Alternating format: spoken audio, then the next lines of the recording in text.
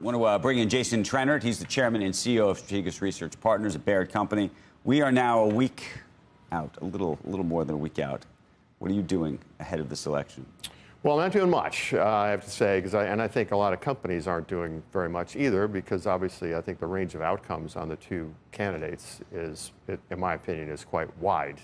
But I do think at the margin, we're telling people to be bullish until the bill comes due, which means that until you have a big, until you get interest rates closer to 5, I think it's hard to be short this market, largely because of the fiscal and monetary stimulus that's still in the system. Okay, I thought when you said you're bullish until the bill comes due, you're bullish until the Treasury market says, forget it, we're not paying for this anymore because we need to find a way to fix the deficit. Because we're spending money like it's going out of style. And I would say that's great, but nobody knows when that's going to happen. No one knows when that's going to happen. And I do think we've done a lot of work that suggests, though, that once you have one wave of inflation over 6%, we've looked historically, 24 countries over 100 years, the chances of getting another wave of inflation are about 9 and 10. Is that because of the wage inflation That's spiral? A big part of it. And I think because as prices go up, people demand more in their paychecks. Because in the first wave, it happens so quickly a lot of times that workers don't get, they fall behind, their purchasing power declines. I think you're seeing that with some of the union contracts, right? So this fellow, the head of the longshoremen's union, is a pretty tough character. Yeah. Someone had the guts, I saw him, to say, 60% over 6 years, that seems aggressive. I don't know if I'd be asking that guy too many tough questions, but he said, listen, it's really 60% over 10 years, because you have to look at the past 4 years where we're behind. And that makes sense, but we've made a big point of the idea that unions are only about 10% of the workforce at this point. Does that translate into gains for the broader workforce, or is this different for real this time?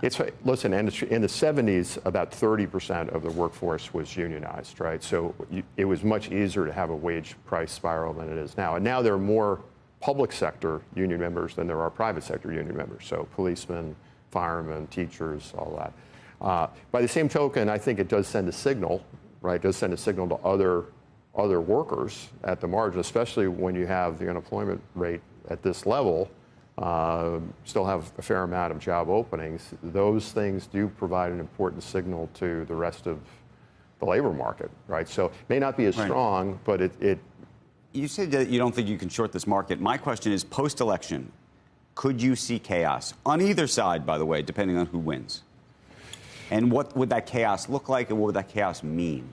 Well, I think we haven't really sort of talked about that prospect. Yeah, I think, listen, unfortunately in this country, we've become somewhat accustomed to not knowing the winner. Right. Since 2000, it's happened more often than not, right, where you don't know the winner. So the market seems somehow to have, come to terms with that's just part of our system. Both sides predict doom if the other side gets elected, and most every single time it just keeps going up. It just keeps, I think the thing about markets and investors, generally speaking, is that they keep it simple, right? Which is to say, is this going to be good for me? Is this going to be bad for me?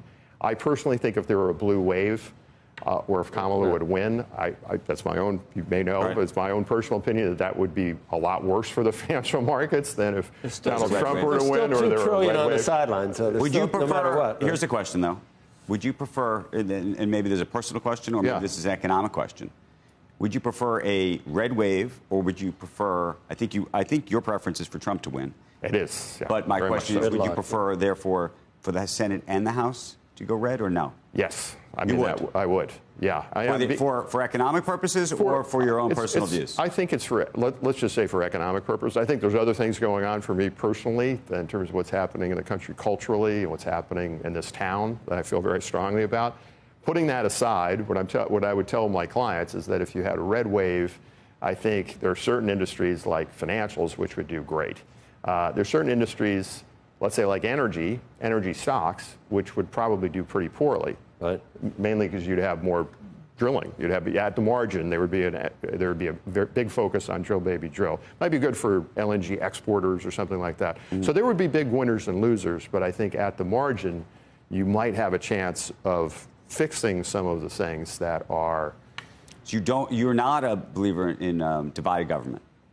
Not at this point. I think we're at this point. I mean, he's everyone wave. He's wanting a just not blue wave. Yeah, I mean, I'm sorry to say this. I mean, I'm for divided government if Kamala wins. I'm not for divided government if Trump wins. So that's interesting. Okay. But I know a lot of personal conservative people who have said, maybe they're going to vote for Trump, but they would therefore then really want to have a divided government. Free market types are petrified by all the tariffs.